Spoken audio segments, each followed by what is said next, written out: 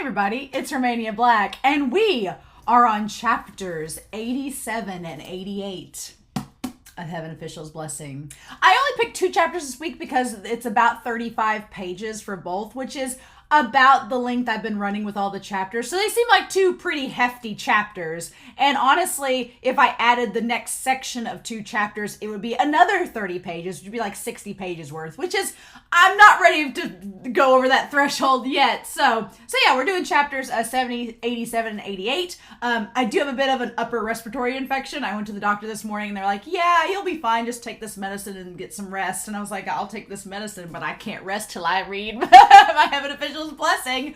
But I do have lots of tea. So hopefully if I get into a coughing fit, I'll be doing that. But I feel good the most part. I just have some some phlegm up there. But yeah, I got some comments. The last chapters were the human face disease, and they were terrifying and didn't like it. So I'm like, okay, MXTX, you've given us gross. You've given us gross. You've given us sexy times. Now, can we have a break from that? Can we have some happiness for Xie Lian for once? That'd be great if you could manage that, MXTX. No? Okay. But do have some comments I want to share before we start and dive into these 2 chapters. It's been noted by several people because I was asking with the last set about the whole COVID thing. It's kind of weird MXTX talking about pandemic minds and people's state in a pandemic. Oddly enough, this story was originally finished around 2017, 2018. Interesting. Oh my gosh, it's ominous. I say it's ominous and foreboding because yes, we did have the COVID pandemic start in 2020, a few years after that, but this is likely based off of many previous pandemics that have had similar reactions. So it is ominous that it came out before COVID, but at the same time, there's been so many other pandemics and epidemic issues that MXTX was not just basing on future sight, but on many times before when the same mentality and the same things have happened. It's just kind of creepy. But yeah, if with the last reaction, I thought of this after reading it and recording it. I was like, oh, with Xie Lian's believers, if I theorized in the last set of chapters that it's possible the ones affected by the human face disease are Xie Lian's believers. Well, if that's the case, I hadn't thought about this, but I'm like, well, then why isn't Hua Chong affected if that were true, right? Is it because he's the ominous star and everything around him gets affected, but not him? That's the only thing I could say is that if it's true that Xie Lian's followers are the ones affected by the human face disease and Hua Chong is not, it's only because of the ominous star keeping Hua Chong safe, which is the irony of all ironies, right? I think it is cool that Xie Lian somewhat fought Bai Wusheng, even though not directly, because I think it's not really Bai Wusheng, especially with the little face thing, but it's funny that Xie Lian actually fought Bai Wusheng. I didn't think we'd actually see that, even though it was him in a crazed state. So we'll see. Long Ying, also wanting to note this as well. Long Ying, if he does become the king of Yong'an instead of the Blackwater, I was thinking about this the other day. If he does become the king of Yong'an because he led these people against Shanla, instead of becoming the Blackwater, does that make him the ancestor of Long Chuanchu? I don't know. Don't tell me. We'll find out. But I was thinking about that the other day. I'm like, that would be rather interesting and rather ironic given that Xie Lian becomes the Goshi during that arc with Long Chuanchu. Curious and curiouser. But then I have a couple comments here. Pine Nut made this great comment that Land of the Tinder is basically 3 solid chapters of Hua Chong protecting Xie Lian with his sword. From all the ladies. That got the biggest laugh out of me. I was like, yes, Pine Nut, yes. Hua Chong defended Xie Lian with his sword from all of the naked women. Let's just do it, right? Great times. Miss Nadia, I thought Miss Nadia had a very interesting comment that I kind of agree with, kind of don't agree with, that Long Ying and Xie Lian are different. I do agree that Xie Lian, it seems that I do believe that they both are driven by a sense of justice. I do. Nadia was questioning it, but I do think Long Ying is driven by a sense of justice for his son. Maybe not for the whole people of Yong'an, but for his son, most definitely. But the thing about Long Ying that Miss Nadia pointed out was that, the Yong'ans died in the attacks, so does that make, Long Ying really great and for his people if they ended up dying in the attacks? And I would counter that with, well, Xie Lian also led attacks that his own people died in, but he's still for the people. So they are similar in that regard, right? Longing, I do agree with Miss Nadia, seems a bit more nihilistic. He just doesn't care anymore. And he's just like, it's all doomed, so let's just let the chips fall. I feel like what Longing is that he is what Xie Lian would become if Xie Lian believed the heavenly officials. If Xie Lian believed the Goshi and heavenly officials and just let things happen, I feel like that's what Longing becomes. Because Longing's just like, whatever happens, happens. And that's been the mentality that the Goshi says the heavenly realm has, that Xie Lian should take, and Xie Lian has been against that mentality. So while I do believe they're very, very similar, I do think that Longing kind of is what the Kool-Aid drinking Xie Lian would be like, and Xie Lian keeps clinging to that hope that there's a way to save everybody. So there's a distinction between them. So I'm glad that Miss Nadia brought that up. That was really, really helpful, especially looking at Longing's character. And then finally, a little note about this. There's been several people, not just one person on Patreon, but several people have pointed out that the person starting the brawl in at the end of these chapters that I just read was Hua Chong. And I was like, how do we know that? And so I feel like I was spoiled a little bit. And I was a little bit upset about that. I'm not going to lie. Because I went back into the chapter to look. It's right before the end of the chapter. The paragraph is, and I read verbatim, there was suddenly a disturbance in the crowd. It seemed a young member of the nursing staff had suddenly started beating up patients out of the blue. And now others were joining in the brawl. Yet Feng Xin and Mu Qing had no time to worry about them anymore. They called forth troops to take care of the situation and immediately ran after Xie Lian. Now that you pointed out, maybe it's Hua Chong, but there's no bandages mentioned, that nothing is mentioned. It just seems like a brawl takes place. My fear is that there's going to be this really cool moment later on in like volume 5 where Hua Chong's like, I was the one that like started a brawl for you back on the camp, and I'm going to be like, well, now I know that already because people spoiled it to me 2 volumes ago. So my point is, and I put out a community post about this, I put out a thing on Patreon about this, please, if I don't mention it in the discussions, I don't want to know about stuff like that, only because it may be mentioned in the books later, and I'll be really bummed if I get to that point and I'm like, because it's already happened in this series before. Someone on YouTube spoiled that Xie Lian was General Hua before I even got to that part, and I was so upset. I was like, well, damn it, that's not a surprise now, because you already told me it happened. With that being said, I was just like, I feel like an old lady, like, shaking my walker, like, about the spoilers. I feel so bad because I feel like I do it so much to the point where it's annoying. And I don't want to be annoying, but it's like, you know. So, we're on chapters 87 and 88, and I am ready to begin. So, I hope y'all are excited. We're at the point where Xie Lian has seen his own face on Bai Wusheng. So what do we do with that, right? So we're going to start in chapters 87 and 88 and just see where all we go to with this. And we're going to do that here in 3, 2, 1, and let's see what happens.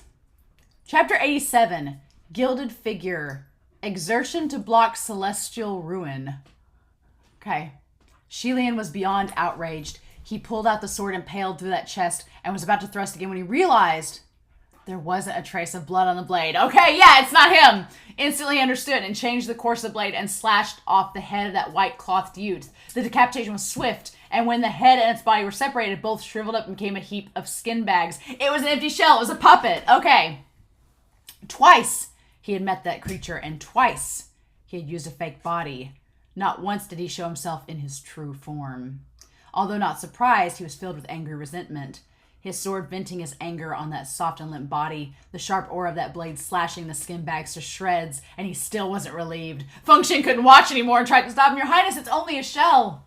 Still, that shell looked exactly like Xie Lian's younger self. So it looked like Xie Lian was cruelly mutilating himself. That's not thematic in any way. Painting a distressing picture. He heaved a few long breaths, threw the sword away to the side, and sat on the ground. I know, but I can't believe he dared use my face. He was furious to the core, and the other two knelt down next to him, silent. I like the image of Feng Xin and Mu Qing just kneeling down next to him, like, so that happened. Like, Your Highness, do you feel better?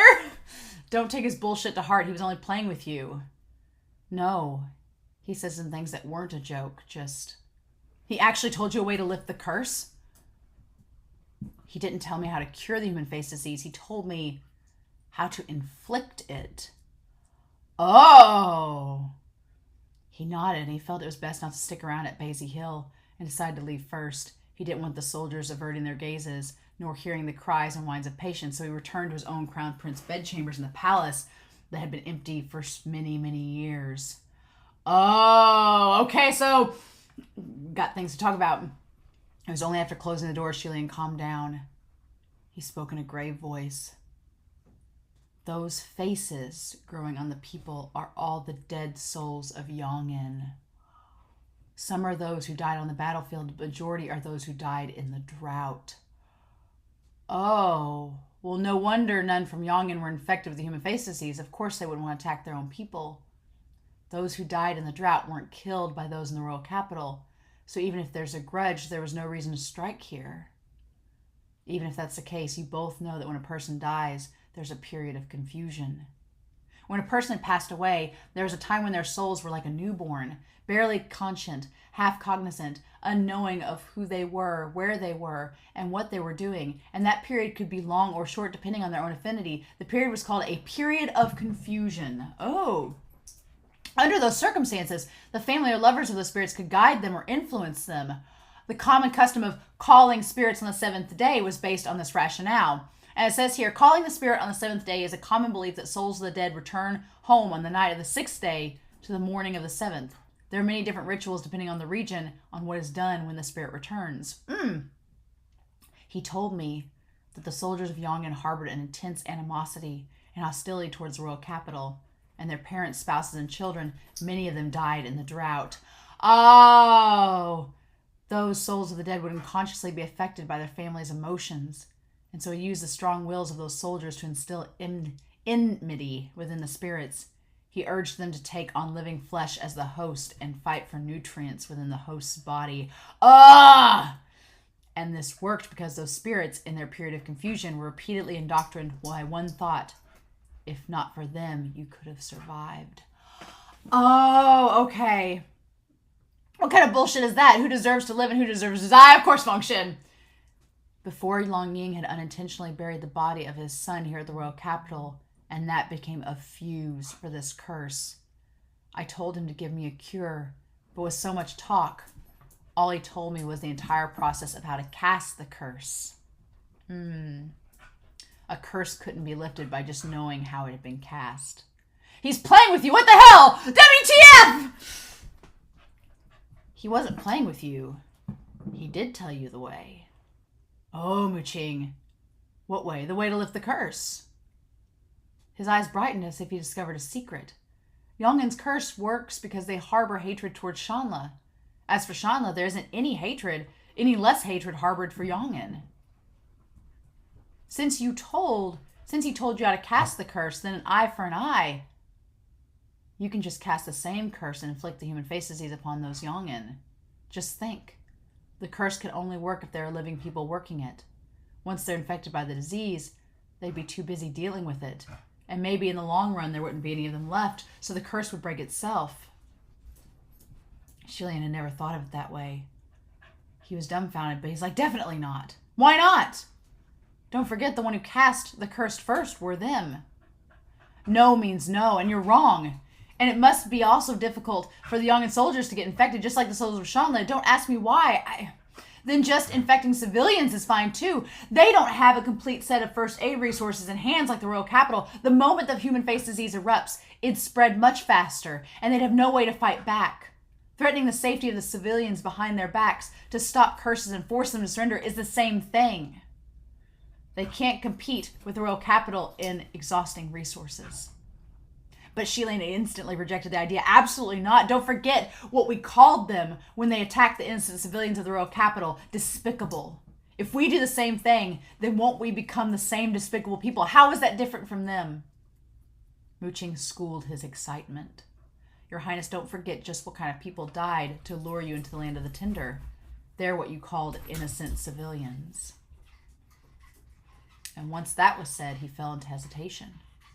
To be truthful, there was no way for him to not take that to heart. However, he still replied, that's right. There were certainly those kinds of people. But that was because those who charge at the forefront are the most passionate. So you only saw those types of people in your eyes, but in reality, the majority of the civilians know nothing. Go to Basie Hill and you'll see. A lot of them don't even know why they're fighting. They'll go where there's food. They just want to survive. Muqing, what you're advising me to do right now is to save a group of innocent people by killing another group of innocent people. Let me try to think of another way. Muqing's tone was growing impertinent and somewhat mocking. Why would I want to go to Basie Hill to care how enemy civilians get on? Please, Your Highness, you're so considerate of others, but they never have been considerate of you. Doesn't that suck? He lowered his head, yet the image of that leg packed with those faces continued. They continued to squirm, even after having been cut off, floated to his mind. After hesitating for a long while, he still shook his head. At the end of the day, this isn't in consideration of others. Even in consideration of ourselves, a curse is a double-edged sword in itself. It hurts others and ourselves. In order to curse others, the living caster must have a heart filled with poison. And those who died also cannot rest in peace. They already suffered enough while alive, and even in death they must live on in another's flesh, turning into monsters. You saw those things on that man's leg that day. How were those faces that were desperately trying to live any better than those infected by the disease? A curse will always rebound one day, and no one will receive a good end. Having been spurred repeatedly, Muqing was losing his patience. Before they reach their bad end, we'll already have perished. You don't have a third path, and there's no second cup of water. Wake up, Your Highness, you're running out of time. Don't say any more. Let me think some more. He couldn't hold back anymore and started cursing under his breath. You really are. The one suffering indecision is you. Now with the cure in hand, the one refusing is also you. You're really, really annoying. Look at the state of you. Just looking at you is a pain. Your worshippers must have collected bloody misfortune for 8 lifetimes. At first, Feng Shen was listening to the argument glumly. Because he couldn't contribute any better ideas, he didn't join in. Right then he suddenly raised his hand and shoved, yelling, Are you done? Feng Shen. Your Highness, don't mind me. Oh, so he's going to turn on Muqing. Why are you so irritated? Tell us just what exactly irritates you. I've tolerated you for a long time, but I won't hold back today. I can't effing stand you. You're nothing but a deputy general. Without His Highness's appointment, who knows where you'd be? So why do you always act like you're smarter, sharper, and stronger than him? If you're really that amazing, why did His Highness ascend and not you? Oh, let it go, Feng Shen. Muqing is just anxious over the current situation. Anxious, my ass! Your Highness, I'm telling you, he only wants to find a reason to lecture you. He won't let go of any chance he gets to show how he's better because he believes he's better. A cold person like him, you usually don't see how much he actually cares for the kingdom of Shanla. So now he knows to be anxious? He turned to Muqing again. You don't think I can't tell you? You don't think I can't tell you think His Highness is a fool? I can tolerate your sarcasm and rolled eyes. I can also tolerate you standing where you shouldn't. You like to show off. It's not the first time. Fine, go show off. You're not good enough to wow the heavens anyway. His Highness doesn't mind, so I don't give a shit either. But since you're going to cross the line, I'm not going to stand back. Listen up. I'm not suppressed like you using despicable tricks. I'm not surprised you like using despicable tricks, but His Highness is His Highness. No matter what he decides, you better respect it. Don't be pointing fingers, and don't forget who the F you are. Oh my God.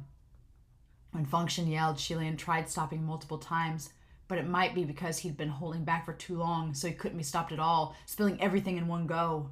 With every word, Muqing's face paled a shade. At first he jerked as if wanting to fight back, but in the end he stopped unspeaking and glared at Feng Shen gravely.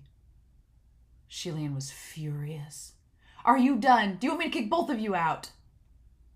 Feng Shen's face was completely red. Blood obviously rushed to his head and he stiffened his neck to counter. Kick me out for all I care. I don't give a shit about being a heavenly official.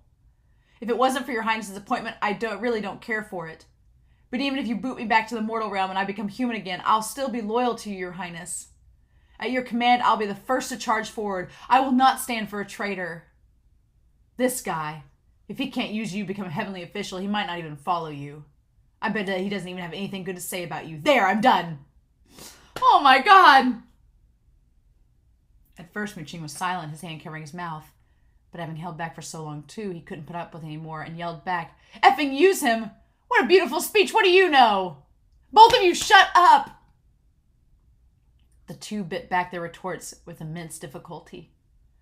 This dispute, this time, was too big, and even idiom trains couldn't save them. It was a while before Xie Lian could push down his fury. He scowled. In any case, cursing is a no-go. "You're the boss." "Yes, sir." "If there were any consequences, your highness would take on the burden himself anyway." "Of course, I've already decided." Just then, the three of them all felt violent quaking, their bodies swaying as Xie Lian was bewildered. "What's going on? There's an earthquake!" With earthquake came casualties, and Xie Lian shouted, "Save the people!" Just as they were about to rush out, a person rolled out from under the bed and extended his arm. "Oh my god, he's been there the whole time! Oh no! Cousin, don't forget about me! Take me along too! Why are you in my bed chambers?"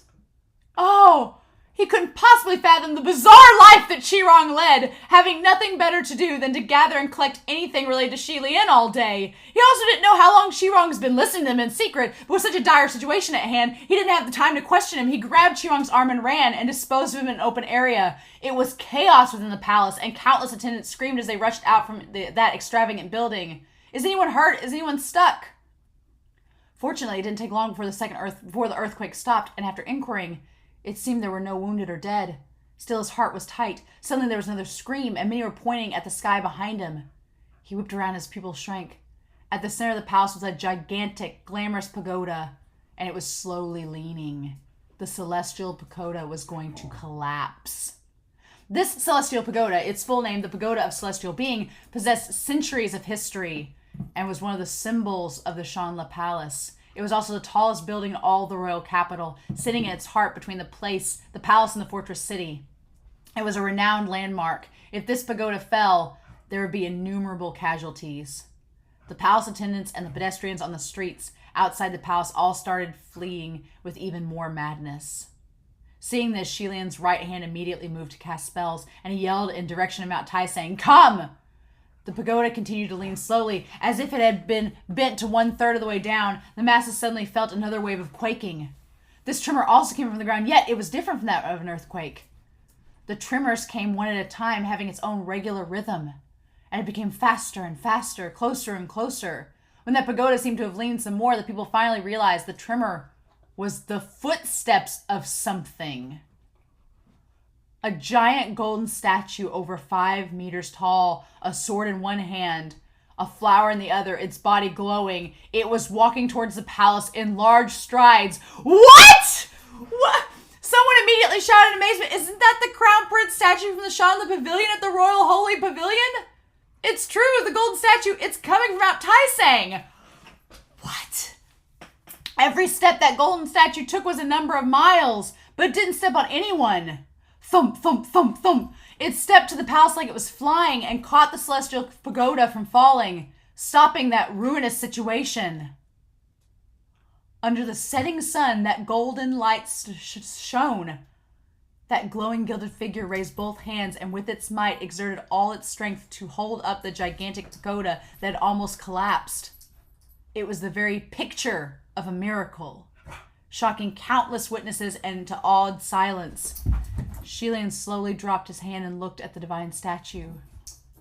Seeing that handsome, calm, gilded expression, a flicker of bewilderment flashed in his mind. What? What? We're gonna go on ahead. Wait, what? Chapter 88, Vow to Never Forget. Never. It was the very first divine statue that people built for him, and it was also the most magnificent and stately. In the past, seeing that version of himself, Xie Lian had always simply accepted it without thinking there was any problem. Yet at this very moment, he felt that golden, scintillating giant figure endlessly foreign, and couldn't help but think, is that really me? On the side, Feng Xin and Muqing went about separately to check to see if there was any trapped victims that weren't yet found. That flicker of bewilderment flashed by quickly, and seeing the crowd settling, Xie Lian breathed a sigh of relief. But before his breath was completely exhaled, he felt a heavy weight on his body and his heart tightened. That celestial pagoda was too tall and too heavy after all. That divine statue also seemed to think its burden strenuous, its hands slightly trembling, its feet sinking into the ground. The giant golden body was also slightly bent from the pressure, only that smile remained unchanging. Ooh. Seeing this, Xie Lian immediately cast another spell. However, when the spell was cast, his heart dropped. Not only did the golden statue not straighten up, it was pressed down even further, looking like it might hold on any longer. Xie Lian's hands too started trembling. He'd never felt like this before. As far as he knew, whatever mountain he punched, that mountain must fall. Should he stomp, the earth would quake. He had never felt so deeply the concept called strength falling short of desire. Oh, with no other choice, Xie Lian gritted his teeth and leapt in the air, landing and seating himself on the foot of that gigantic golden statue, before he raised his hands to cast spells once more with force. This time he entered the front line himself, and sure enough, the golden statue rose again, its head shot up, raising that leaning celestial pagoda up once more. Although he managed to bear its weight, both Xie Lian's back and mind were already rolling with cold sweat. However, countless people outside the palace were ignorant of his unspeakable hardship and were approaching to prostrate the miraculous golden statue wave by wave, hollering, "His Highness the Crown Prince has shown his divine spirit before us in the kingdom's time of need. Your Highness must save us. Save the people. Protect the world." Xie Lian was gritting his teeth, and it was a while before he spoke with difficulty. "Everyone, please stand up and back away. Go further. Don't stand around here. He trailed off, suddenly realizing he was actually running out of breath. His voice was drowned in tide-like cheers, and the more he wanted to amplify it, the smaller he found himself to be. He took a deep breath and was about to shout when a hand suddenly grabbed his ankle. He looked down, and it was Qirong. "Qirong, hurry and go tell people not to hang around here. The pagoda might collapse." Those words were blurted out unintentionally. When Xie Lian realized what he had said, his blood ran cold. The him in the past. Never mind speaking those kinds of words. Even the thought of them would never have entered his mind.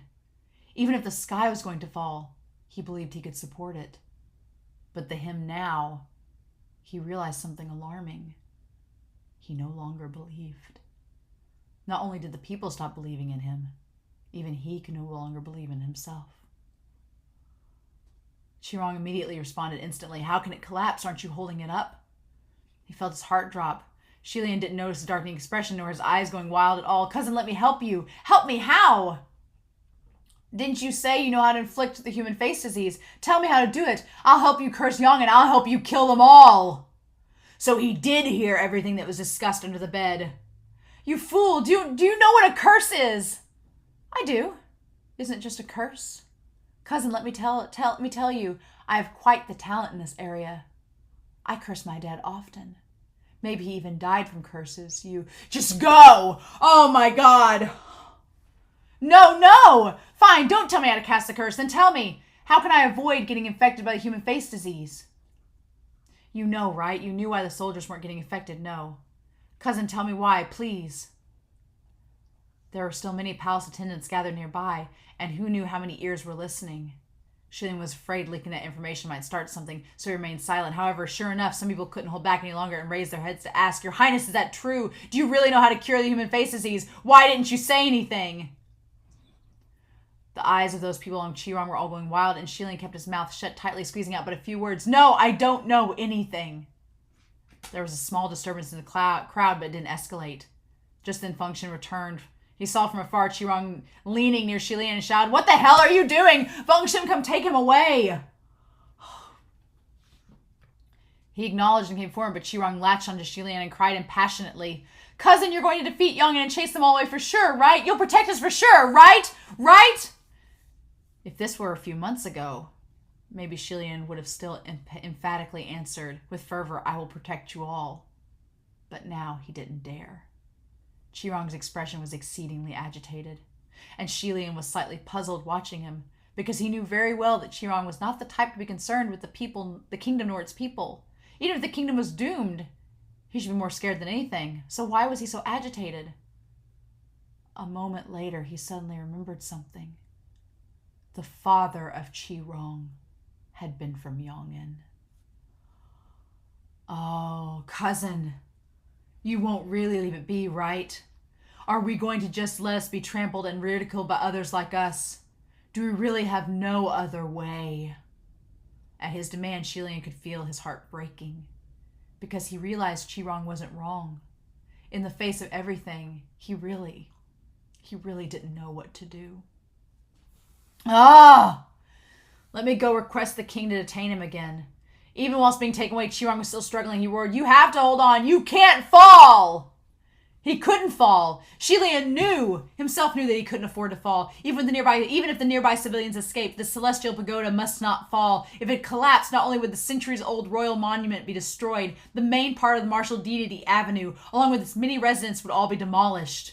Moreover, within the pagoda were countless rare treasures, centuries-old document scrolls, passed down from countless ancestors of generations past. They couldn't be moved in time, and if the pagoda collapsed, it would all be gone. If it collapsed, it would bring down with the imminence of royalty the kingdom of Shanla. However, his spiritual power, like the water source of Yong'an, seemed to be draining by the day. In order to support that gigantic golden statue, he couldn't leave for a single moment and could only pass on the duty of guarding the fortress city to Fengshen and Muqing, while he himself remained staunchly where he was and meditated in forced calm. Because that 5 meters tall golden statue was the divine statue worshipped on Mount Taisang within the Royal Holy Pavilion, after Xie Lian summoned it over, the devotees had no idol to worship, and the swarm of them came over to pray to it under the open skies.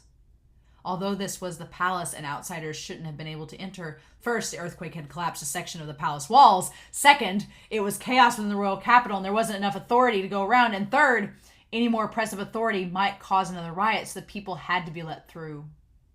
Xie Lian chose to settle where he was, and the king and queen would visit him every day.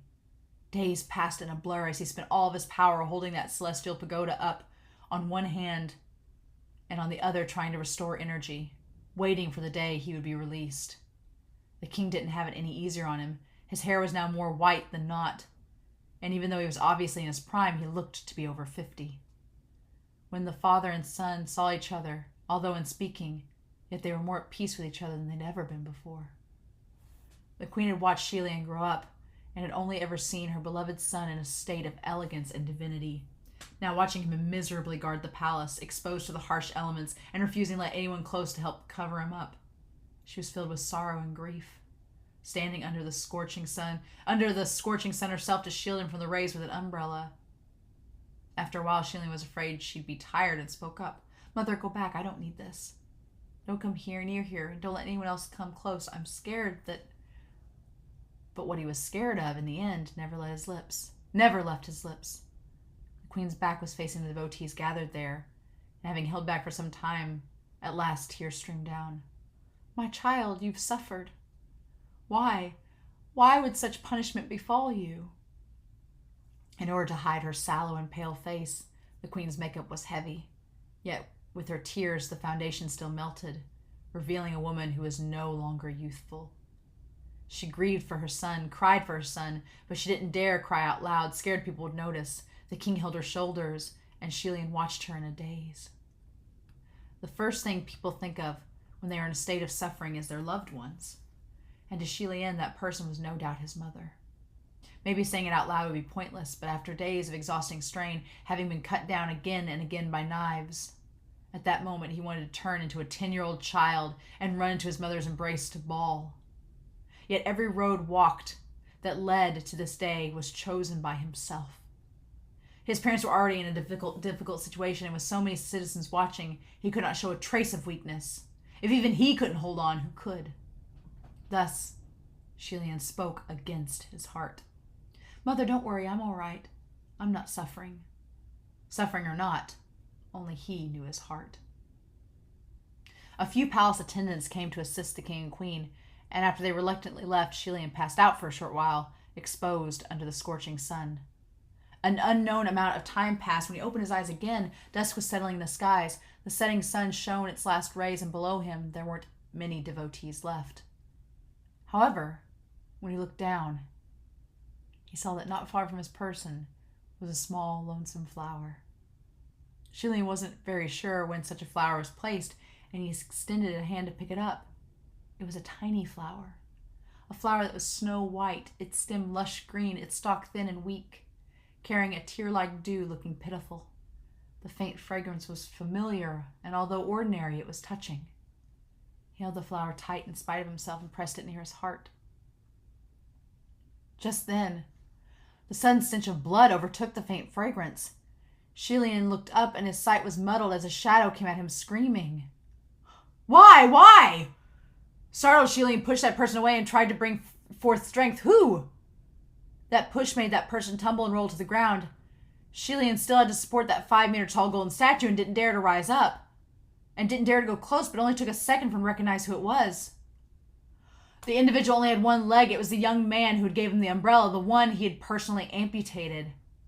The young man was covered in blood, his palms bloody. He'd actually come crawling, using both hands and his remaining foot, and there was a horrifying trail of blood behind him. He sat up with difficulty, and Xie Lian asked dumbfounded, Why are you here? Weren't you recuperating at Banyu Forest? The young man didn't answer, and crawled closer using his limbs. Because he only had one leg, it was a horrifying sight. Why? The young man lifted a pant leg of his remaining right leg in a fit and demanded why. Upon closer look, on his right leg was a twisted human face.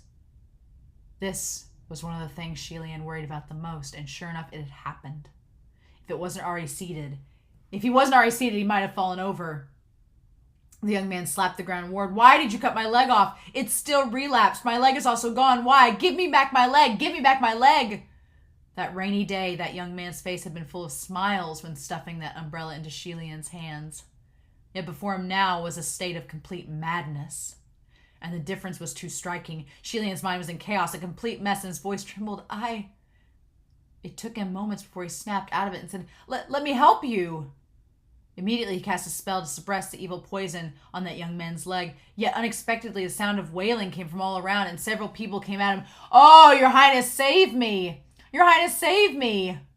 Your Highness, look at my face. I've cut my face. I've cut half my face, so why is it still not healed? Why? Just what have we done? What do we do to cure it? Your Highness, look at me. Look what I've become. Scene after scene of bloodiness and endlessly shoved before him. Xie Lian's eyes were wide with shock, waving his hands in who knows what direction, mumbling, No, I don't want to look. I don't want to look. It turns out once all of the human face disease patients from Buyo Forest relapsed, a riot erupted. They actually fought for the soldiers and doctors guarding and nursing them, escaping the camps to come look for him. Since they'd all escaped, it didn't immediately suppress their infection. The disease might spread faster. Xie Lian closed his eyes and tried to transfer power, wanting to help alleviate their symptoms and relieve their pain for the time being. However, just when the group was taken care of, he immediately more poured in to surround him. Your Highness, help me too. Surrounded by over 10 people, Xie Lian faintly felt the golden statue above seemed to be swaying, and fear filled him. Wait, Someone couldn't hold back and cried, No, I don't want to wait. I've already waited for too long. Your Highness, why would you treat him but not me? How come when you treat him the way he was good as new, but I'm not any better? Aren't you a god? Why are you so unfair? I demand justice. I'm not being unfair. This is not me. Your symptoms are different. If you're going to help all the way.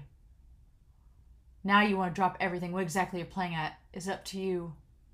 I'm not dropping anything. I'm just wait.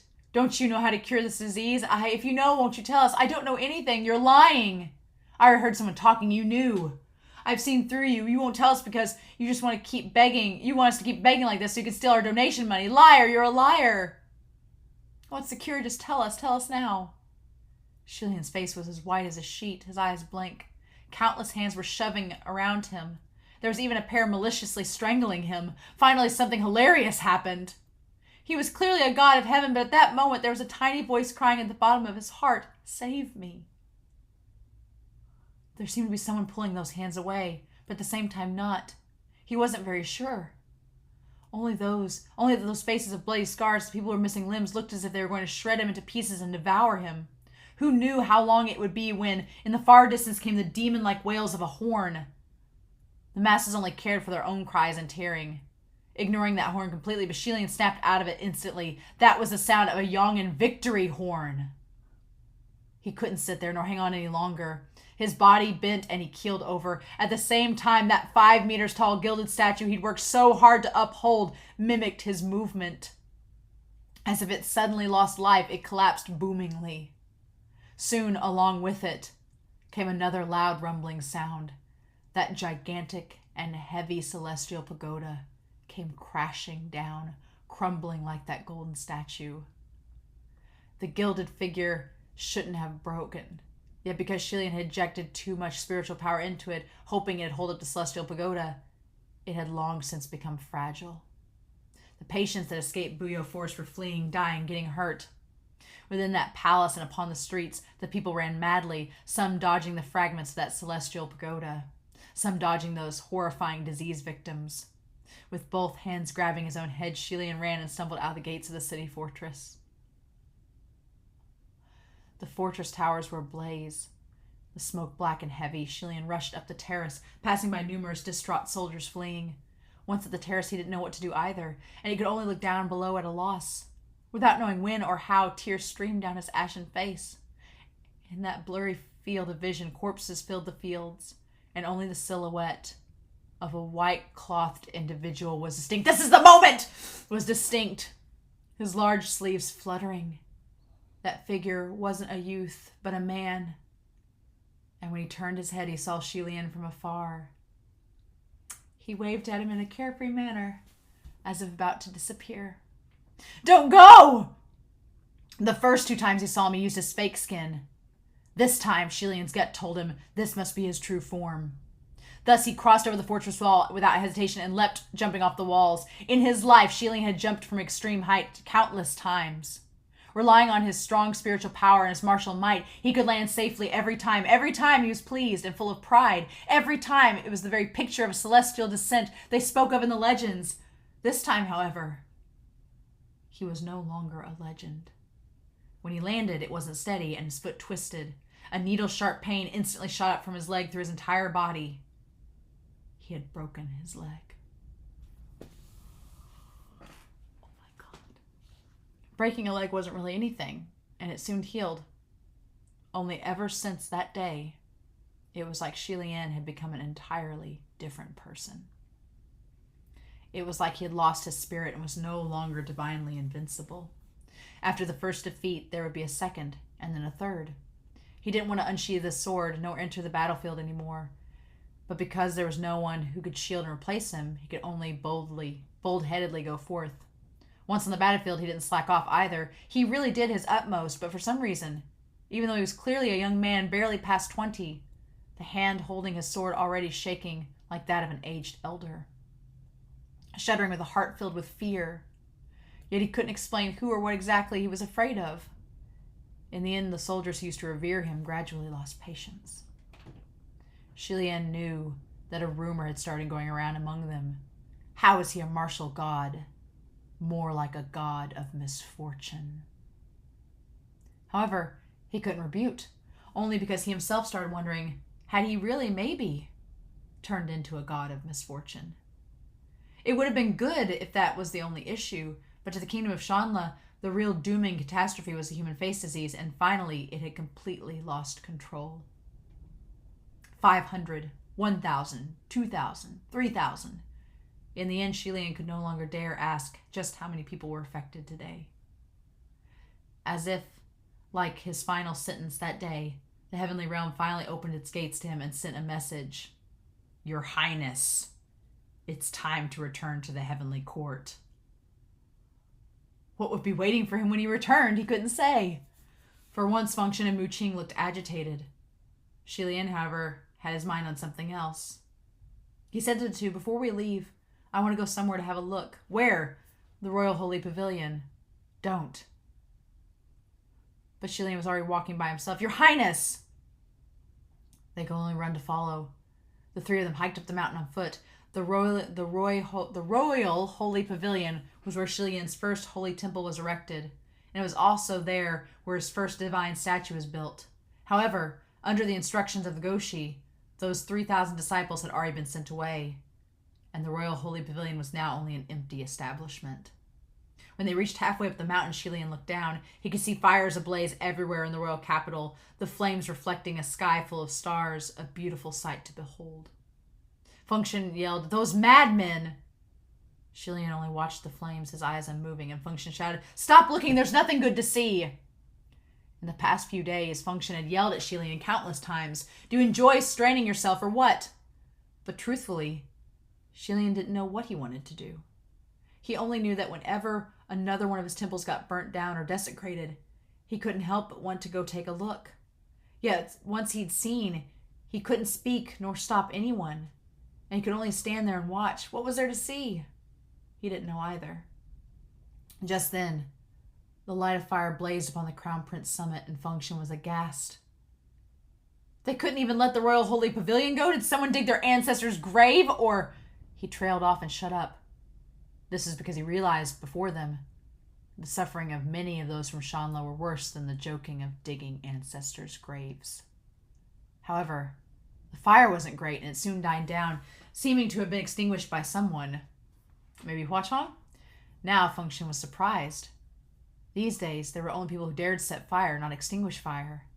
If there was anyone who would step in and talk down or stop those angry mobs from setting fires and destroying temples, they'd be treated like the very god of misfortune, Xie Lian himself, and get beaten to death.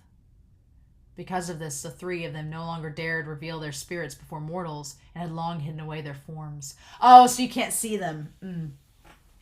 All along the way up the mountain, the three could hear the sounds of a brawl. Once they reached the Crown Prince summit, sure enough, the Shanla Pavilion was already being mostly torn down, leaving only the frame and walls of a great hall. That divine altar no longer had a divine statue, and there was a gang of hoodlums fist-fighting in front of the decrepit hall entrance, screaming as they fought, "You effing mutt, shitty brat! Did your wife lose her effing virginity here or what? Is this broken shrine your precious dick or something?" Just one look and Xie Lian knew that those people didn't come to destroy his temple out of anger. They were only a group of gangsters who dreamed of chaos and were either taking advantage of it or simply playing around and came to burn the temple down for fun. However, at this point, he didn't really care what people tearing down his temples were doing. Just then, in a crazed brawl, the exceedingly vicious voice of a boy broke out and rang out to the night sky, "Scram!" Listening closely, it was actually one person fighting many. Moreover, that one person was only 10-something years old. Still very much a child. But even then he was relentless and didn't seem to be losing ground. However, it was still one against many after all. The boy's face must have already been covered in blood and grime, littered with blue and purple with cuts all over. So much so that his actual appearance was no longer recognizable. Oh, the bandages are off so you could see his face, and it's... That brat will definitely grow up to be a good man, Function commented. Oh my god! But we know who that is, don't we? Oh, Function! Oh my god! Oh, okay. Just then there was a malicious glint in one of the men's eyes. He lifted a giant rock from the ground and was about to smash it on the back of that boy's head. Xie Lian saw and waved his hand once. The rock in that man's hands instantly rebounded and smashed into his own face, and he screamed as blood splattered out his nose. The boy was stunned, but immediately whipped around and raised his fist for another bout of berserk beating. His fighting stance was too terrifyingly overbearing, scaring away that gang of young men. They pointed at him and shouted empty threats. "Just you wait, we've got more guys and we'll get you." The boy sneered. "Dare you come back and I'll effing kill you." Those guys were terrified and ran faster. With the brawl over, that boy rushed to a small mound of fire that was already extinguished. He vigorously stomped on it, killing the last bit of sparks before entering the great hall.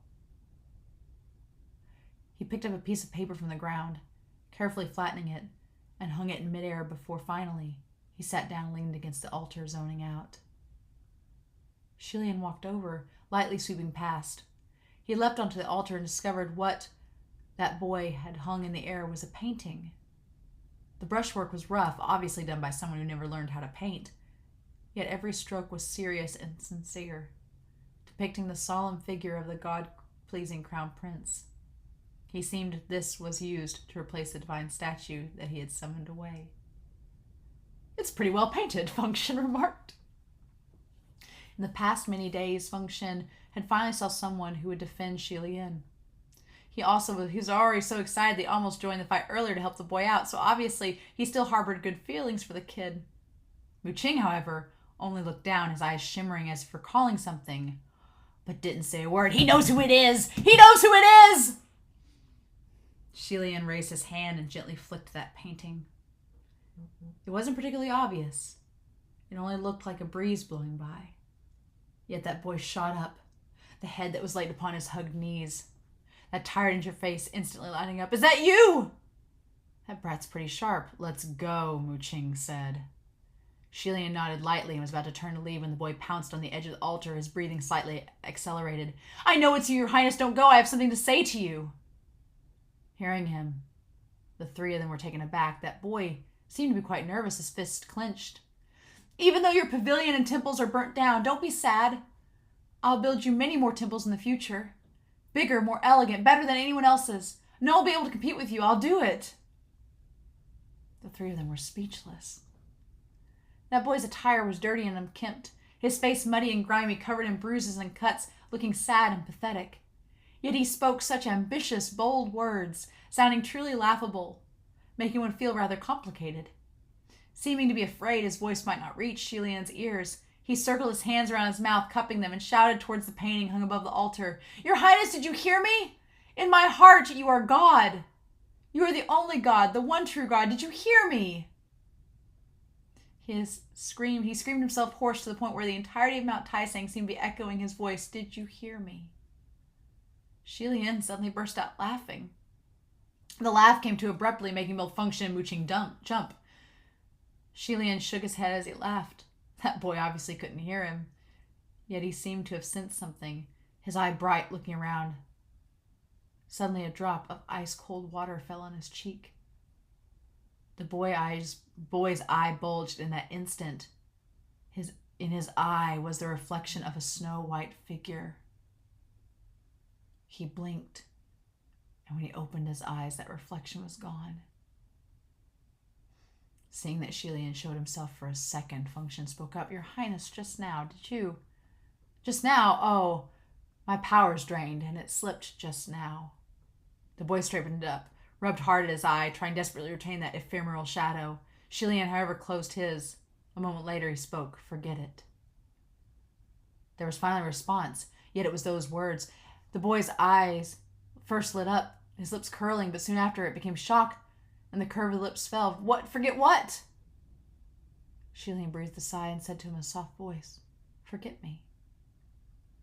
Let it go. Soon no one will remember anyway. Hearing this, his boy's eye widened, and silently a stream of tears rolled down and washed a trail of pale white on his grimy face. Function seemed to not be able to bear the sight anymore and spoke up. Your Highness, don't say anymore. You're breaking the rules again. I'm done. I've already broken so many rules. Just a few words won't hurt. He didn't let that boy hear the last line. The three descended from the altar and walked towards the entrance of that great broken great hall. The winds of the night blew, and Xie Lian shook his head. He was still heavenly official for the time being. He technically couldn't feel cold. Yet at that very moment, he really felt a bone-biting chill. Just then, unexpectedly, that boy they left behind in the great hall suddenly muttered, I won't. He clearly couldn't see Xie Lian and company, but he somehow accurately grasped the right direction and charged out, shouting to their retreating backs, I won't! The three of them turned their heads, and they saw the single eye of that boy, so bright it pierced the soul. That battered face was both furious and sad, both joyous and wild. In the midst of pouring tears, he cried, I won't forget! I will never forget you!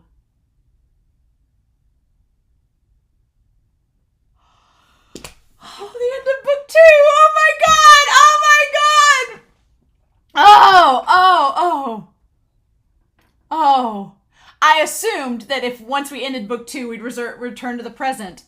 But MXTX authors notes, we finally reached this point in a broken and defeated temple with a soon-to-be-forgotten god and a young devout follower.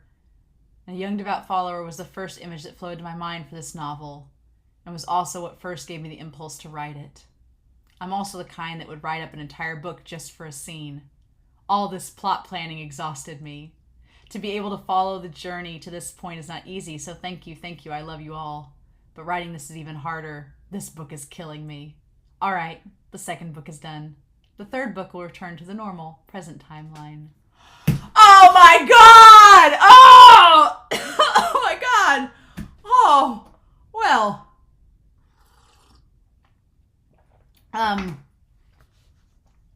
Okay. Well, these chapters were a barrel of fun, weren't they? No, they were not. No, these chapters, I have my take it easy shirt on. These chapters, Xie Lian needed to take it easy, but that was not happening. It's like there's a winter storm brewing outside, and it was very thematic. Like, as I'm reading these chapters, there's a winter wind blowing outside, and we talk about the chill going up on Xie Lian's back as he leaves the temple for what we know as the audience is the final time. Oh my God. Wow, that went not like I thought it was going to end this book. So we're officially at the end of book 2. I'm glad I only read those 2 chapters, because we end book 2. We end on this beautiful shot of little baby Hua Chong, like, running away, saying he'll never forget him, as Xie Lian looks back at him. There's just so much with these chapters. And I didn't take notes, honestly. I read straight through, and I figured that as I'm going to go back through the chapters we all, since there's only 2, I didn't take notes. I was like, we'll just go back through the chapters and write on whiteboard Kun here, because, yeah, so...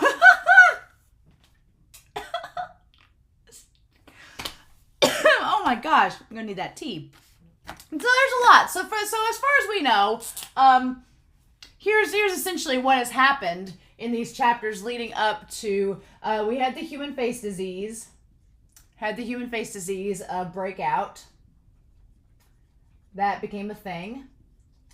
And then we had Xie Lian discovers the source of the curse, which is the baby corpse.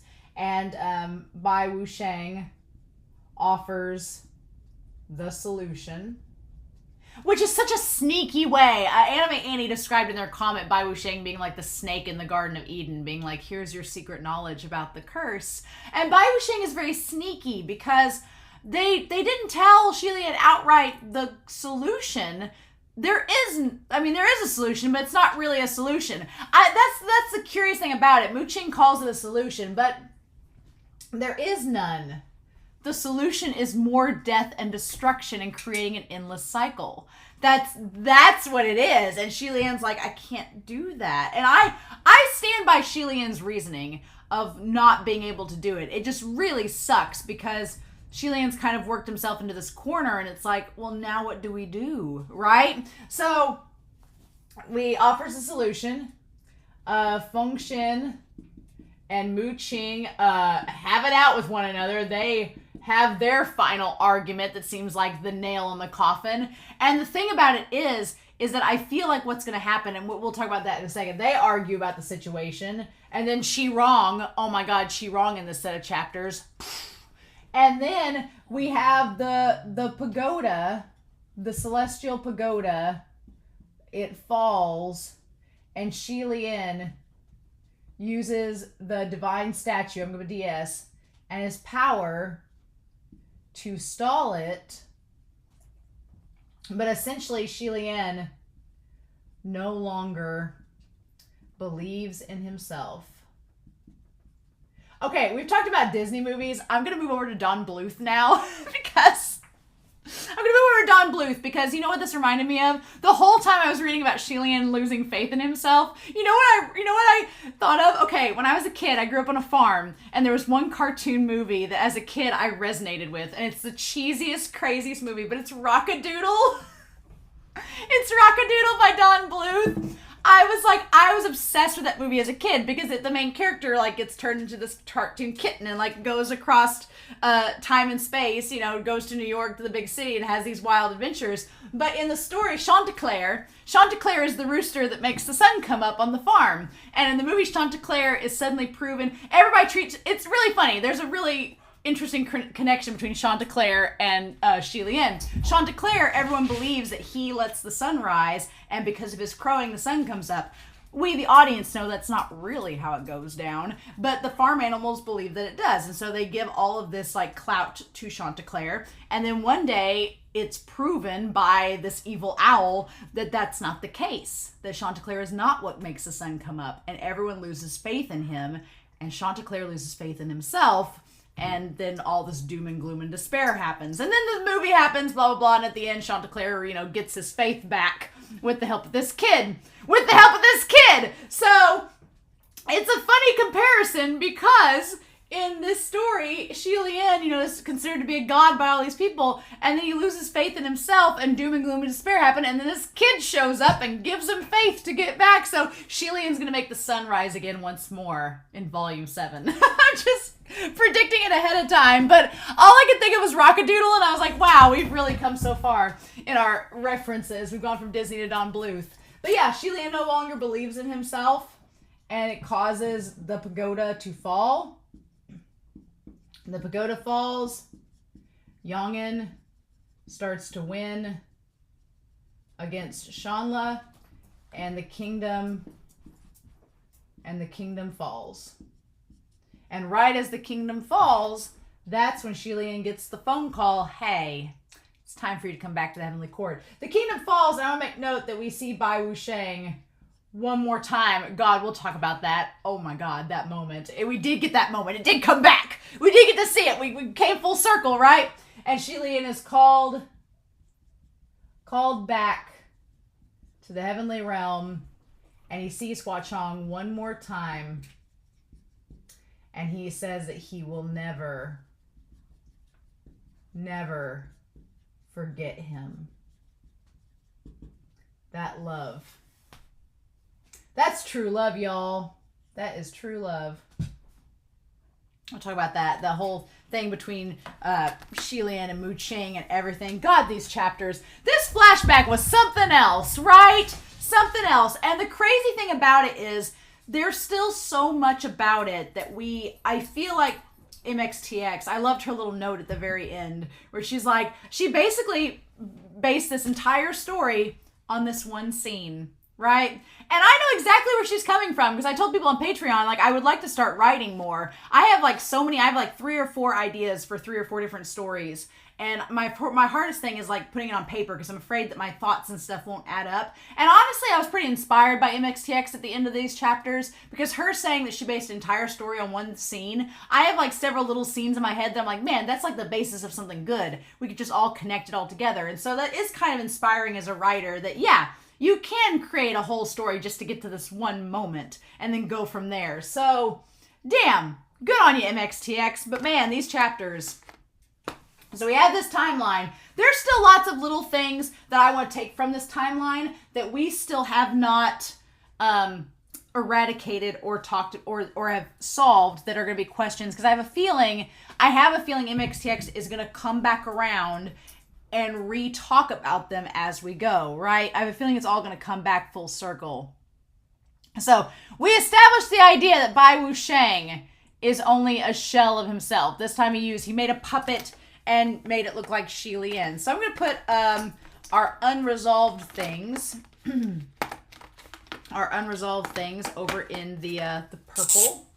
So, with the Bai Wuxiang face thing here, so I'm going to put unresolved. Can you all see that? Yeah. Unresolved questions that we could possibly thread back to in future arcs, future chapters. So these are all just going to be theory-based. We'll probably hit all these beats, but I'm just going to put them on here as what I'm expecting moving forward. One, with Bai Wuxiang. With Bai Wuxiang, his quote-unquote true form. Xie Lian thinks that he saw it at the very end. Like, his gut was telling him it was his true form. But was it really? Was third time a charm? We don't know. But that begs the question, is he connected to the puppet that brought him to Banyu? And I'm just throwing this out here. It's like a 5% chance. I don't think Bai Wuxiang is connected to the puppet because we still don't have that resolved. We still don't know who brought Xie Lian and Hua Chong to Banyu. It was not Pei Jr. It wasn't, as far as we know, the Wind Master or the Earth Master. Wasn't Banyu herself. Who brought him there? Why? Why catalyst all this stuff happening? So we still don't know the answers to that, right? So that's a question. Is Banyu connected? Is Bai Wuxiang connected to that? I don't think so, because Bai Wuxiang seems Like he wants to take part in the malice. Like he wants to be there. I now have in my head, ever since we found out the one in the forest from this chapter was a puppet, I just have in my head like all these puppets of Bai Wuxiang just swinging in the forest at random places, waiting for Xie Lian to run into them. I just pictured that the whole Buyo forest is just filled with Bai Wuxiang puppets everywhere, and that's the creepiest thing in the world. But yeah, but Xie Lian's just mad because it was a puppet. And then there's this idea, of course, of Xie Lian, the thematic thing of Xie Lian mutilating himself. The idea that he just... There's a phrase, shot himself in the foot, that is used where I'm from. Shot himself in the foot. That is very apt for these chapters. Because, yeah, essentially, Xie Lian just became his own worst enemy in all these chapters. He tried to do good for so long, and it just wasn't enough. It was never going to be enough. And that was the problem, right? That's what the Heavenly Realm and everybody tried to tell him. They're like, you're never going to be enough to save all these people. It's too complicated and there's just too much to do. And Xie Lian's mad that Bai Wuxiang used his face. And I just love the image of Xie Lian just mad, like just as this mutilated corpse of himself is in front of him. And I just like the idea that Feng Xin and Mu Qing quietly sit beside him. They're like, okay, you good now? Like just, it's crazy, right? And my dog is like, throw this. So, interestingly enough, Xie Lian is told how to inflict the human face disease. And that the human face disease, we'll put this up here, they are the faces of dead Yongin. Primarily those that died in the drought. That their souls are being rerouted to host in the Shanla people. So that suggests that little Long Ying, I'm going to make note of this, that little Long Ying in the present is from Shanla. As far as we know. His little ghost is a little boy from Shanla, as far as we know, because he seems to have remnants of the human face disease on his face. So he's a little ghost boy that's from Shanla, okay? Seems like it's going to come back and play a part here. Just going to stick him right there. Just make note of that. I think it's also ironic his name is Long Ying. Going to make note of that. But their majority are people who died in the battlefield. And Mu Qing says, well, it's no wonder nobody from Yongin was infected. That's why they wouldn't attack their own people. And so Xie Lian's like, you know that when a person dies, there's a period of confusion. So this concept gets brought up. This period of confusion where their spirit lingers for 7 days before deciding where to go. Again, I feel like again, my Blackwater theory is not out there yet, because if Long Ying dies and in this spirit of confusion gets sucked into the Mount Tonglu or whatever, we'll see. But I'm going to just put a pin in that. My throat is like drying as we speak. It is becoming as dry as the deserts of Yongin. But yeah, so the souls of the dead would unconsciously be affected by their family's emotions. So he used the strong wills of the soldiers to instill enmity within those spirits and urge them to take on the flesh as wholes. So Bai Wuxiang, this is pretty messed up, right? Basically, Bai Wuxiang, if he is in fact the cause of the human face disease, which we can, as at this point in the chapters, ascertain, right? Somebody in the comments was trying to say that Bai Wuxiang had started, and I was like, let's wait to see if it's confirmed, and these chapters pretty much confirm it, right? We just don't know how much Long Ying was a part of the process. So Bai Wuxiang basically was manipulating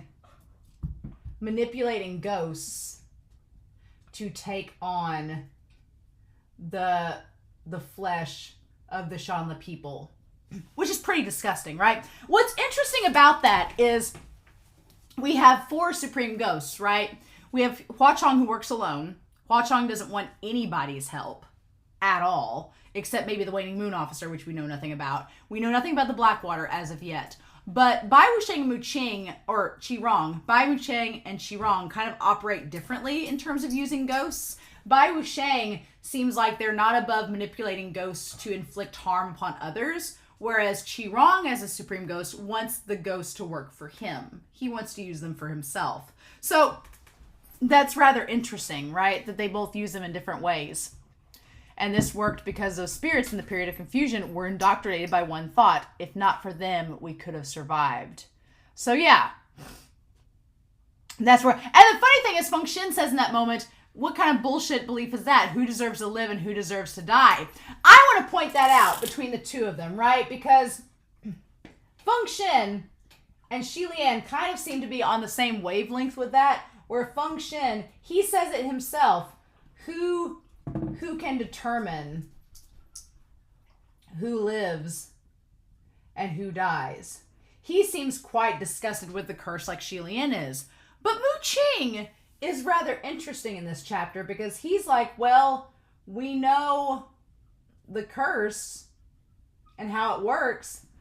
Let's inflict it on Yongin to stop it.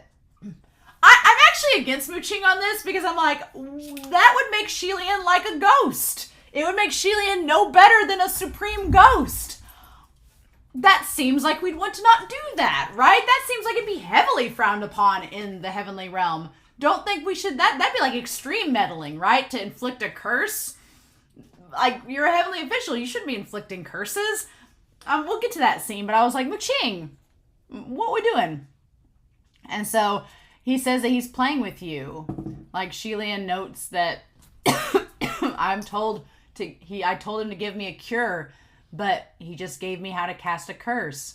And functions like he's just playing with you. And the thing of it is, how do we even know? There is a part of it's like, yeah, it makes sense, all of it does, but it's Bai Wusheng. How do we even know what he said was true? Maybe he is playing with Xie Lian, right? But Xie Lian, Mu Qing believes that he's not being played with. A way to lift the curse. And then Mu Qing seems like he's discovered this great secret. It works because they harbor hatred towards Shanla. And Shanla, their hatred towards Yongin is the same. Since he told you how to cast a curse, an eye for an eye, you can cast the same one. The curse will only work if there are living people working it. Once they're infected, they'd be too busy dealing with it. In the long run, there wouldn't be any left, so the curse would break itself. And Xie Lian's like, no, we're not going to do that. The ones who cast the curse first were them. Here's the thing about it. He says the one who cast the curse first were them. No, the one who cast the curse first was Bai Wusheng. Like, the people there didn't know this was going on, to our knowledge. I don't know if the soldiers that are fighting for Yongin would want to know that their grandmother and their wife and children's spirits were harboring in the legs of people of Shanla. I don't think they'd be okay with that, to be honest. I think that they've just been fighting Shanla like any other battle because of all the reasons we've established in previous reactions, but I don't think the people of Yongin would be comfortable knowing that their loved ones' spirits were being festered into the flesh and bodies of Shanla people instead of resting in peace. I don't think they'd be about that, to be honest. And Bai Wusheng doesn't care because he's a supreme ghost. He's like, not my problem. But I don't think that I think Mu Qing gets a little off base there because Mu Qing thinks that he says the Yongin people used the curse, so should we. And I was like, but they didn't. Bai Wusheng, here's the crazy thing. For all we know, we still don't know how much the Yongin people knew about Bai Wusheng. We don't know that. That is one thing that's left a big old mystery at this point in the story, because we know the Yongin people were getting resources from other countries or somewhere else, and Long Ying was okay with that, but we don't know. The only people who seem to know about Bai Wusheng are the three, Xie Lian, Feng Xin, and Mu Qing, and Long Ying. They're the only ones who know about Bai Wusheng to our knowledge. We don't know anybody else that knows about this ghost's presence. So I feel like Mu Qing makes some assumptions in this chapter that are not founded. And Xie Lian's like, no, we can't curse. Again, the Yongin people are still people of Shanla. He's like, we can't curse. This eye for an eye mentality is not gonna, it's like eye for an eye and then everybody's blind sort of thing. It's like, no, that doesn't work. He's like, you're wrong. It would be difficult for the Yongin soldiers to get infected like the soldiers of Shanla. He's like, that's not... And then Mu Qing says, well, then we'll just infect the civilians. They don't have the first aid resources, so they won't be able to become soldiers. And maybe it'll make the people back away. And I'm like, or it'll make them even more pissed off. It just doesn't seem like a great idea. And Xie Lian's like, we just called them despicable. Are we going to become monsters just for the sake of it? And Mu Qing tries to say, those people who died to lure you into the land of the Tinder, are they what you would call innocent civilians? And we have this interesting dynamic there, right? Because I'm assuming Xie Lian had told Mu Qing and Feng Xin about all the circumstances surrounding him getting lured over there.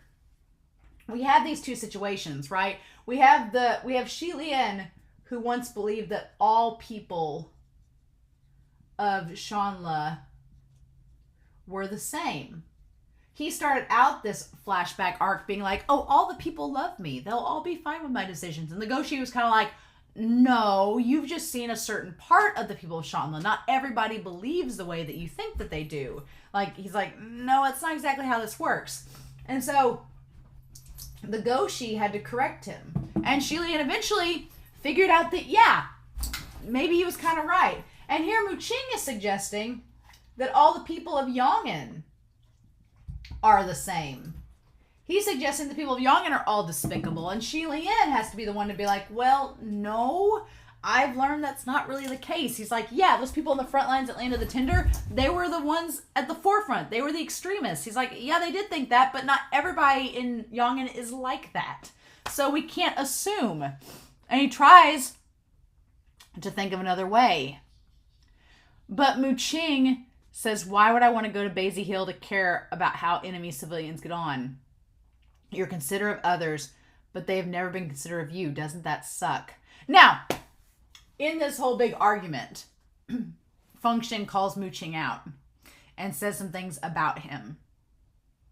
And Xie Lian tries to defend. He's like, look, Xie Lian's like, I'm not going to become a monster to save my kingdom, because at this point, what is there left to do? Like, would we go to such despicable means?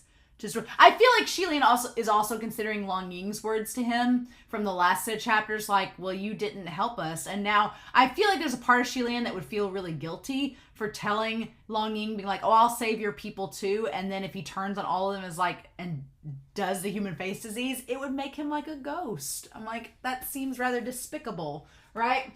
And Xie Lian's like, I don't want to do that. He's like, nobody's going to receive a good end. He's like, and he makes the point of saying about curses, he says, a curse will always rebound one day. No one will receive a good end. And Mu Qing loses his patience, saying, will have already perished before they reach their bad end.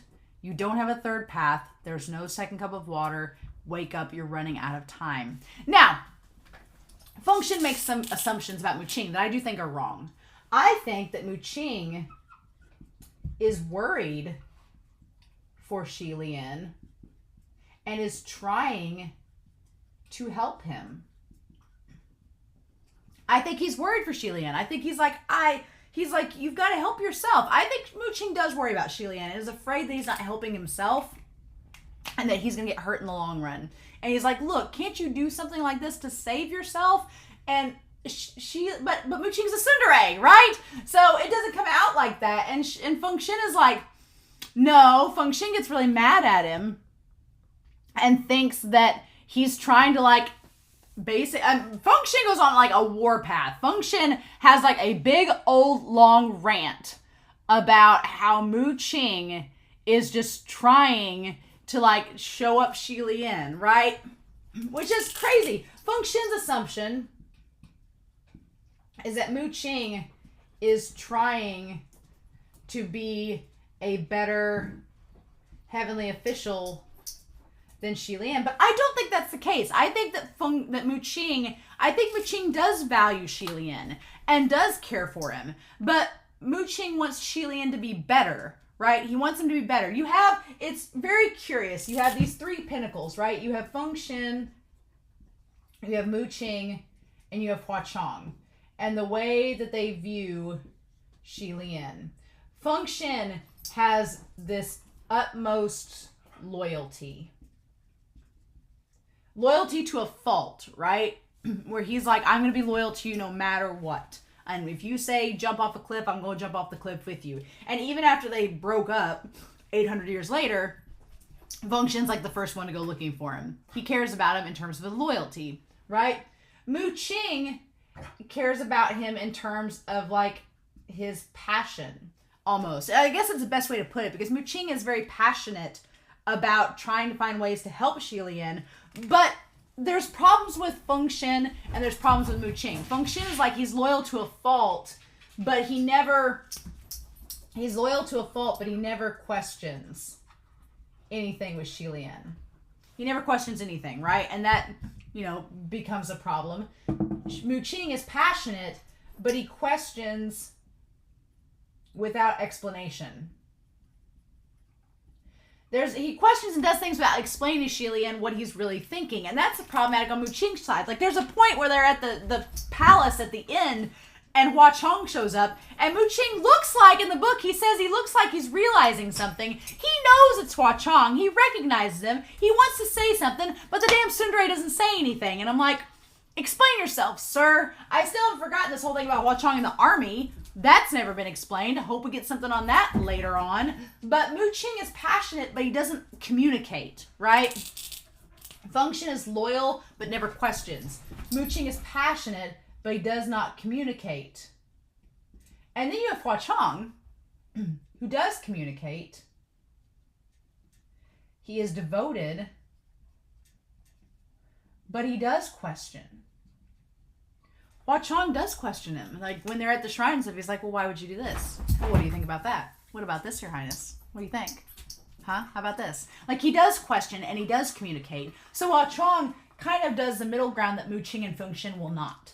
And what I want more than anything is for the three of them to work with Xie Lian.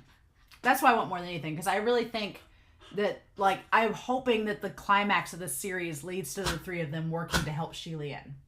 Is what I'm hoping. Because I think Fengshen would be there. Fengshen was there in these last chapters, but Mu Qing is the one that's like, I don't know. We'll see this. I feel like Mu Qing worries a lot for Xie Lian, and he's concerned about him to a great, great extent.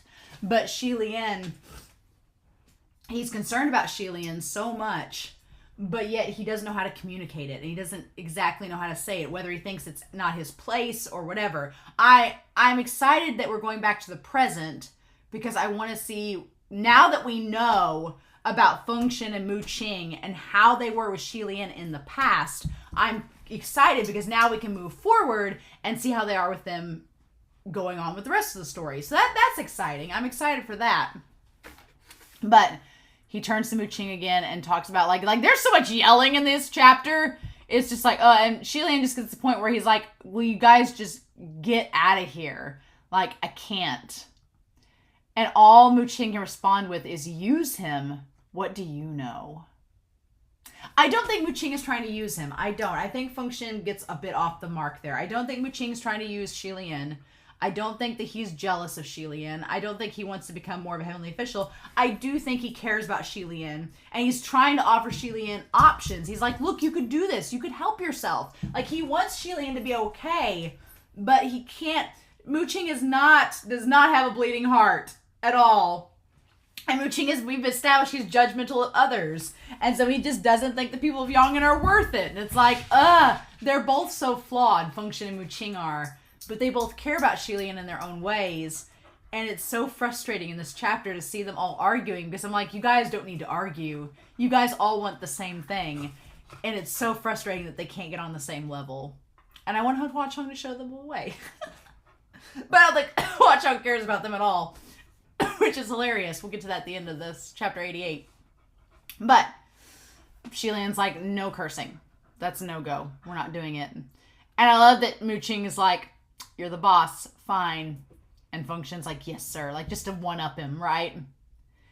And then Mu Qing says, if there were any consequences, you would take on the burden yourself. And Fengshen doesn't offer any rebuttal because he knows. And Xie Lian says, of course, I've already decided. Now, the big question is, Mu Qing Xie Lian's like, I know what's going to happen. I'm going to take on the responsibility, right? The big question is, the earthquake. Can you all see that? I don't think you... Yeah, you can. Okay, good. The earthquake. What caused it? I honestly, if I'm being honest with you all, I thought for a hot second that the earthquake was caused by like the Earthmaster. That's what I was thinking. I thought the Earthmaster was going to pop up in this chapter. For a hot second, I was like, ooh, I was going to wait till chapter 88 to see what would come out, and then we got the golden statue arriving that Xie Lian summoned. I thought the Earthmaster caused it. So what is the cause of the earthquake? Because it comes at a very convenient time, right? It comes at a rather convenient time because it was just as Xie Lian was like, I don't know what to do. I don't want to curse the people of Yongin. I'm kind of at my wit's end. Feng Xin and Mu Qing are at their wit's end. And it's like, this would be the time for something really bad to happen. And then it does. So the question is, was it intended? Did the heavenly realm get involved somehow? Because honestly, this earthquake is the catalyst of the end. It sets off everything leading up to the end. If that earthquake hadn't have happened, I don't know what would have gone down. There's a lot of what ifs. But the earthquake like sealed the fate of Yongin. And was it a natural disaster? Was it part of the rhythm of the universe and it was destined to happen and that's just what time and place it did? We don't know. So there is the question of if the earthquake was just a natural cause of the universe or if something's behind it. And we may find out, we may not. But the first thing out of Xie Lian's mouth is save the people. Roll credits, right? Like that's his whole MO. Save the people, no matter what. And then Qirong being under the damn bed. What? That floored me. Qirong heard everything. Everything. So the thing about Qirong is that he heard that Xie Lian did not want to hurt the people of Yongin. They knew about the human face disease. He did not want to hurt. She heard everything. And so now it all makes more sense. Like Qirong leading the burning of the temples, leading the building of like the prostrating Xie Lian statues, like all of it. Just like everything going downhill with Qirong. It's like, oh my God. It's a lot, y'all. It's a lot. And then Qirong being drug out of there. Is there anyone hurt? And the Celestial Pagoda was going to collapse. And at first I thought Bai Wusheng or something had like possessed this golden statue and like made it come to life to like fight in the pavilion. I'm like, this is getting to be too much. But it's not. It's just Xie Lian used his power to make the golden statue come up and grab the holy... I'm just imagining the Dongwon animating so many of these scenes and I'm like, how? And we're only in volume 3. Yep. What do we do? What do we even do? So we get to chapter 88, right? Vow to never forget, never. And chapter 88 is also known as the chapter that Xie Lian loses all hope in himself, like Chanticleer. And we go from there. So what I like first of all is in this one section, Xie Lian, that the statue is unlike himself. Like for the first time, Xie Lian sees a statue and it doesn't seem like him. He doesn't see, like, it seems like a foreign thing, this smiling statue. He's like, how is that me? Like he loses all faith in himself, right? He loses all faith in himself at that moment. Because the divine statue, like the idea that Xie Lian, he'd never felt like this before. He's like, whatever mountain, he'd punched whatever thing he could do. He said, I'll always have strength. But here, strength was falling short of desire. He was just done. He didn't have the desire to try to fight anymore because it was just all too much, right? He just was holding the statue up barely, just keeping it. Just the idea that he stayed for days and nights. Stayed for days and nights trying. That's a saddest part is that Xie Lian at the very end gives up, but he tried and tried and tried over and over again. And the sad thing is the heavenly realm was probably watching and people were probably snickering at him like, what a fool. And that's so sad because it's like Xie Lian's trying to do good and it just isn't rewarded at all. The situation's too much. And the people there, the people being desperate, and Xi Rong, and all of them saying like, save the people, protect the world. And Xie Lian's realizing just what a heavy burden that is. And again, going back to Banyu when he was like, I was such an idiot telling her that I could do that. He's like, did I not learn my lesson? You know? And even then, that goes back to even Lan Chanchu, like Xie Lian taking the blame as the Goshi, doing it so that there could be a momentary peace for the kingdoms. It's like he was just trying to do anything he could to save those people. And then he realized he no longer believed. When he told Xi Rong the pagoda might collapse. In that moment, he stopped believing. He was like, it was the first time he told something, like telling Xi Rong he can't do it. Right? And so he makes Feng Shen take him away.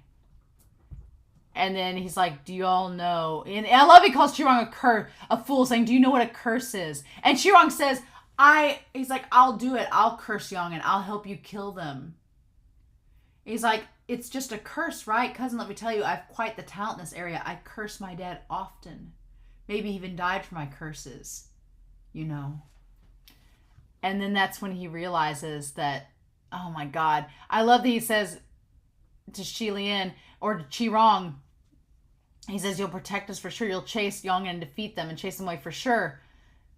But he said Xi Rong was not the type to be concerned with the kingdom nor its people. Even if the kingdom was doomed, he should be more scared than anything. Why was he agitated? And then he remembered the father of Xi Rong had also been from Yong'an. So Xi Rong has had a stake in this whole time. Like when we said his dad was from another country, it was Yong'an. And so we realize now that Xi Rong has always had that hatred of Yong'an, had a purpose behind it, had a deeper connection than what we originally thought. It's like, no! And then he's like, do we really have no other way? Will you let us be trampled and ridiculed by others? And Xie Lian could feel his heart breaking because he realized Xi Rong wasn't wrong. In the face of everything, he didn't know what to do. So that's another reason why Xi Rong frustrates him so much in the present, because he's like he knows Xi Rong, like he understands where Xi Rong was coming from, and his problem is he himself back then had no solutions. He had nothing to offer his cousin. He's like, I don't know what to do. He's like, and I should, but I don't. And so you get why he's so frustrated with his cousin, right? I can't believe we're going back next week to that moment, I'm assuming. I can't believe we're going back to that moment. I'm like, oh my God. Ha. Right? Cannot believe it. Cannot believe it. And so he's like, let me go request the king to detain him again. And then Xi Rong saying, you have to hold on. You can't fall. That's insane to me when he tells Xie Lian not to fall. It's such a stark contrast to now when he wants Xie Lian to fall. He wants to prove that he's fallen, right? He's like, and now Xi Rong kind of makes more sense because he's like, oh, you came back after 800 years? You came back after 800 years to redeem yourself? Did you not forget how things went before? I'm going to make you fall all over again to prove you're not a god. That you're just as bad as the rest of us. He's like, don't think yourself better than us. And the thing of it is, Xie Lian doesn't.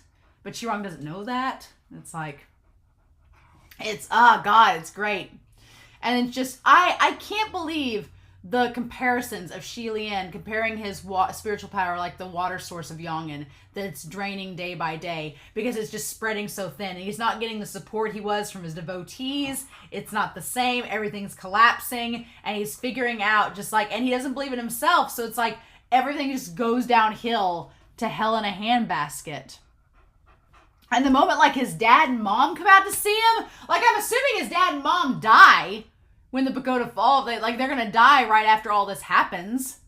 But the moment his mom and dad come out, and his dad's just sitting there like white-haired, and it seems like Xie Lian, like they were more at peace with each other than ever before. not speaking, but understanding. Like, in that moment, Xie Lian and his father both understand, like, we're failures. And we're mutually, in the wrong at the end here. It's so sad. And his mom, like, with makeup running down her face, showing how old she is. And he just tells her that he's like, I'm fine. And that moment, he wants to tell her how much he's suffering, but he doesn't say anything, right? I feel like at some point, I get some tea in me. I feel like at some point, Xie Lian is going to break down in the present, right? I feel like Xie Lian needs to break down with Hua Chong. That's what I feel like needs to happen. I feel like he needs to go back up with Hua Chong, just let it all out, like have an 800-year-old cry. Like, I feel like Xie Lian needs to have an 800-year pent-up just sob session and let Hua Chong just have Xie Lian in his lap and just stroke his hair and let him just sob it all out. He just needs to let it all go. Just let it all out. Maybe he has. Maybe at some point Xie Lian did let it all out and we just don't know about it yet. But if he hasn't, he needs to really just have a good old-fashioned cry session. Because this chapter shows that Xie Lian he has tried everything in his power to not let it show how much in pain he is and how infallible he is. Or how fallible he is, right? That he's not infallible. And it's really sad. It's heartbreaking, right? But then he says that as his mom's taken away, he sees the flower, which was obviously from Hua Chong. We can assume, right? We don't know for sure, but who else leaves flowers, right? Hua Chong does. And so then that's when the guy with the umbrella shows up. And sure enough, the human face disease spread to his other leg. And the moment Xie Lian tries to use any of his strength to help him, all the other people are like, why don't you help us too? And it just devolves into chaos. Like Xie Lian trying to help. And then they say, why are you a god? Why are you so unfair? And at this point, it becomes clear why the heavenly officials don't go to the mortal realm. Because even though they've ascended, in the end, they're all still human. They're still human. Like, in the very end, they're still just people that have become immortal. And yeah, they've got spiritual power, but it is limited. And so now it becomes all too clear why the heavenly officials don't get involved in the mortal realm because of this situation. Because Xie Lian, he can't do it all. He can't hold up the pagoda. He can't make the heavenly divine statue stay, spiritually strong. He can't, heal the people of Shanla that have the human face disease at the same time. While doing all three, he's just not capable of doing it. He just mentally and spiritually broke like any human would. And it all just comes crashing down. And it's just like the moment that when Xie Lian is like, save me. When he's asking to be saved. That's the thing. Xie Lian asks to be saved. And that's when the Yongin victory horn sounds. Because in the midst of Xie Lian trying to do all of these things, there's still been battles going on. And they've actually won because Xie Lian wasn't there. And so he just basically lost the golden statue, lost the celestial pagoda, and all the people started crashing down. And with both hands grabbing his own head, he stumbled out of the gates of the city fortress. Like, I can picture all this happening in my head. I can picture all this imagery, and it's just heartbreaking, right? And everything's just on fire, and there's corpses everywhere. And that's when we go back to the very scene. I was like, we better go back before we flash back out of this thing. Of Bai Wusheng sitting in the field of corpses. The silhouette of a white-clothed individual, his large sleeves fluttering. It wasn't a youth, but a man. And he turned his head and saw Xie Lian from afar. Okay, now, we don't see... He doesn't mention the mask in this, just a man. And he turned his head, and Xie Lian saw Xie Lian from afar. I just have this image of the Calamity being like, hey, I'm still here. Like, just that, and then, like, he's gonna disappear. And Xie Lian jumped off the walls to go after him. And this part here, where he jumped off the walls, and we've had all these moments where Xie Lian has gracefully leapt from building to building, from the roof to the top of the altar, from the top of the tower to the heavenly float, to the procession. Like every time he's leapt like a god, he's always landed on his feet fine. And this time, he was no longer a legend. And when he landed, he broke his leg.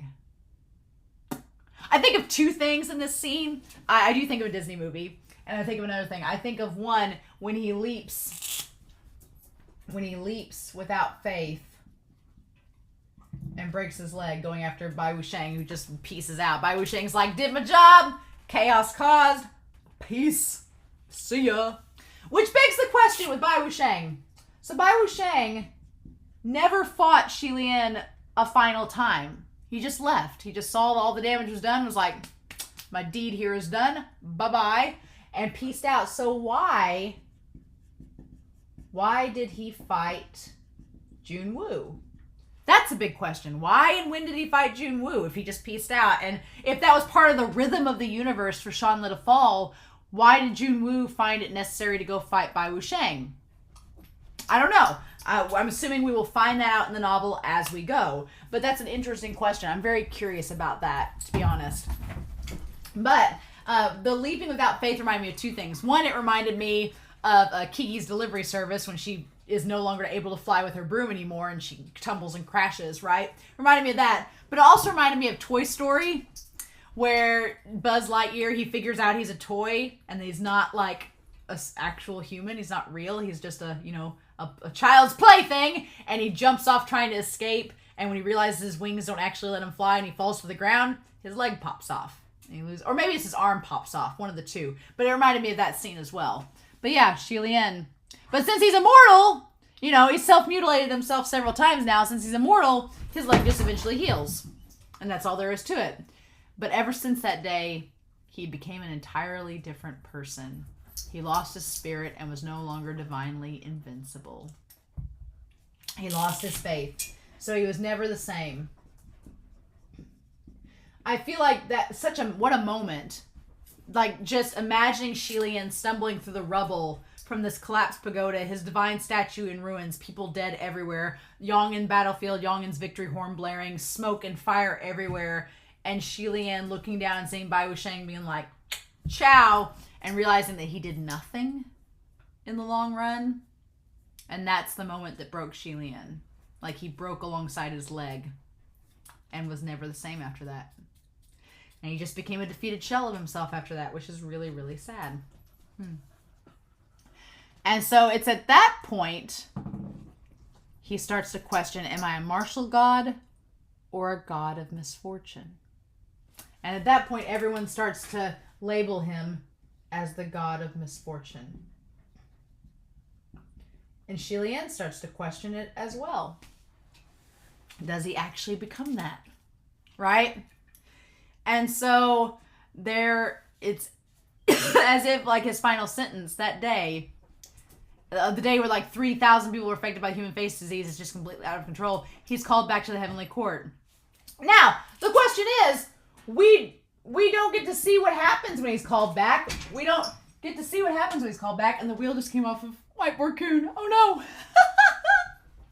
Whiteboard Coon lost a leg! Whiteboard Coon lost a leg like Xie Lian! No, we have faith in you, Whiteboard Coon!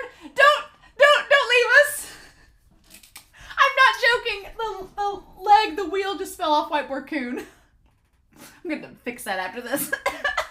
He, like Xie Lian, has fallen. Oh God. But my point is, that we don't know what exactly happens. I was really hoping when it was announced we're going back to the present next chapter, I'm a little disappointed because I really wanted to know what happened when they went back to the heavenly realm, and we don't find out. And I'm like, I'm so disappointed. I'm like, come on. We don't get to find that out. What? But we don't. They just let it. It's gonna sit there. So we don't know what ends up happening in that moment. I'm assuming maybe we'll find out. Maybe. We know that he gets demoted and he gets, banned. We know he gets the cursed shackle. I'm assuming at least one of them from that moment and is sent back down. We know he gets the cursed shackle. We'll be very delicate. We know he gets the cursed shackle, and we know that Function follows him a while. Mooching does not. Mooching leaves him. We know Function follows him for a while, but eventually abandons him. And then he's by himself for all that time until the second ascension. So the other parts we don't exactly know. We don't exactly know how it goes down. We've just been told that these things happen after he's called back to the heavenly realm. So I'm assuming that in future volumes, this part right here,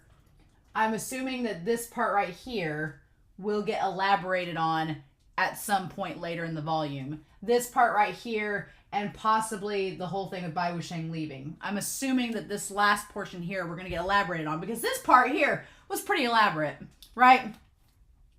But then they go to the Holy Pavilion one more time.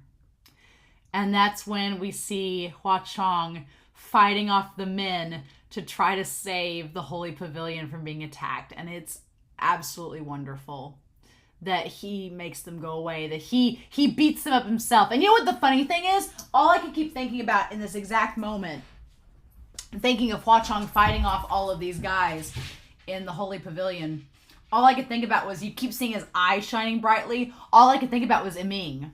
Because Ming is just an eye shining brightly, right? All I could think about was like Hua Chong being like Ming and being this bright shining eye that's like fierce, but then he gets like filled with tears whenever he thinks of Xie Lian. And so I'm so curious about Ming's creation now. I'm assuming we'll find that out later. Don't tell me. No, we'll find out. But then he painted the little portrait of Xie Lian to hang up and place at the golden statue. I love that he just had the little painting. He had 800 years to perfect them brush strokes, let me tell you. And the curious thing is, the irony of all ironies is that Function's like, well, that's pretty well painted. I'm like, oh my gosh. And then Function's like, that brat's pretty sharp. That's pretty well painted. That kid's pretty good getting all them guys to go away. I'm like, Function, you don't even realize that it's Hua Chong in the present. That's the same kid. Like, Function was singing Hua Chong's praises, like, for all of these flashback chapters. And then you cut to the present where Function's like, you think you could take out ghosts in a night? And Hua Chong's like, blood rain, I did. And it's just like, I honestly think that Function and Hua Chong could get along really well if he realized who he was. Mooching and Hua Chong? Maybe.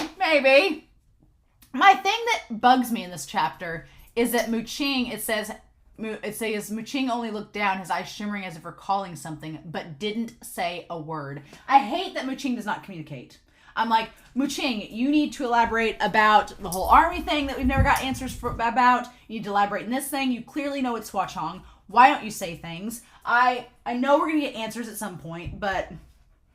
And my reasoning is that Mooching believes that Hua Chong is bad luck and does not want bad luck to befall Xie Lian, so he doesn't want Xie Lian around him. But as we've seen, Hua Chong may be Xie Lian's only and best supporter right now, except for Function, so maybe it's good that he's around. So, lots of things to think about as we go. But man, the idea that Hua Chong sees him, and Xie Lian telling him, he's like, you need to forget it. Forget about me. Let it go. Soon no one will remember anyway. I am waiting for that line to come back in Xie Lian's face. That's gonna be how Hua Chong gets Xie Lian to remember him. That's gonna be the reason. That's gonna be the moment. The moment Hua Chong's gonna stand in front of him in a fiery blaze behind him. He's gonna stand in front of him during this epic moment, and he's gonna look at Xie Lian and be like, I didn't forget you. I did remember you after 800 years. I still remembered you. I made you a vow that I'd never forget you. And that's how Xie Lian's going to remember that it's him. And it's going to be the most epic, gorgeous, romantic thing ever. And I can't wait for it. Or MXTX is going to do something that's going to be completely out of left field. And I'm not going to expect it coming. And that's going to be fine too. But damn it. This moment is so romantic because Hua Chong is just like, I'm not going to forget you. He says, I won't. He says, forget it. He says, I won't. He says, forget me. I won't forget. And then he says, let it go. Soon no one will remember anyway. And he says, I will never forget you. So Xie Lian gives him 3 lines Forget it, forget me, let it go, soon no one will remember anyway. And Hua Chong's like, I won't forget, I will never forget you. Because he makes a line, he's like, he worshipped him. He says that line, he's like, in my heart you are God. You are the only God, the one true God. Do you hear me? Did you hear me? It's like, he's like, you're my everything. And it's like, oh my God. And Xie Lian, the soon-to-be forgotten God, and a young devout follower who is the first image that floated in MXTX's mind.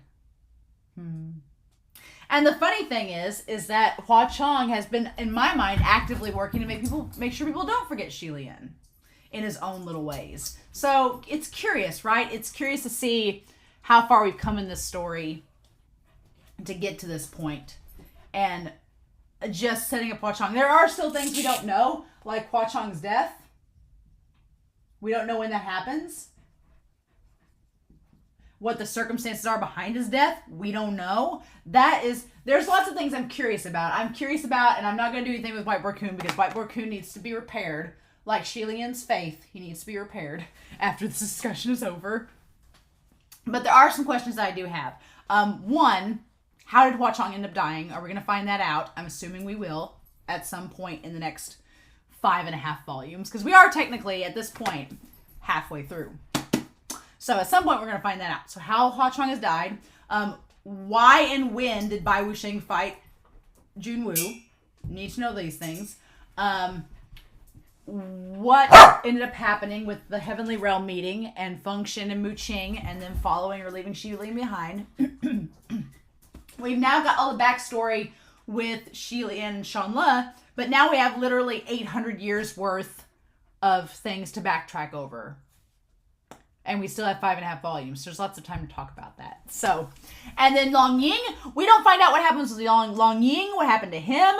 We don't know that. So there is, even though we tracked a lot of the heartbreaking and depressing history of Shanle in these chapters, there is still so much left unsaid. And I'm going to go, after I'm done with this discussion, and I'm going to make a checklist of all of my unanswered questions at this point. I'm going to make myself a checklist, and I'm going to keep it with me at all times.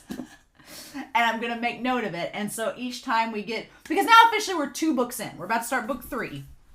We've done a book about the present, and we've done a book about the past, which I'm sure we're going to go back to the past again. Why wouldn't we? But I'm going to make a checklist of all the things that I have questions about. And then with each set of chapters we read, I'm going to ask questions and see if they've been answered or not. So that's my plan anyway. But as far as next week is concerned, I'm going to ask Discord about how many chapters to read. So if you're on Discord, I'm going to ask you about those because I have a question about them. We'll see. But in any case, I feel like I've talked for literally an hour about these chapters. So I'm going to fix Whiteboard Coon. I'm going to heal him up. I'm going to get my Rui out, heal him up. But I'm very curious to know your thoughts below about these chapters. Utter heartbreak. Xie Lian has lost his mojo. He doesn't have faith in himself anymore. And he's hit rock bottom. And we're about to go back in the present where after 800 years, he's hit rock bottom again. So we'll find out Qirong's fate. What happens? Does anybody stop Xie Lian from killing Qirong? We don't know. His ashes aren't there, so it's not really going to kill him, but we'll see. So in the meantime, I hope you all have a wonderful week. I hope you all enjoyed this discussion and reaction.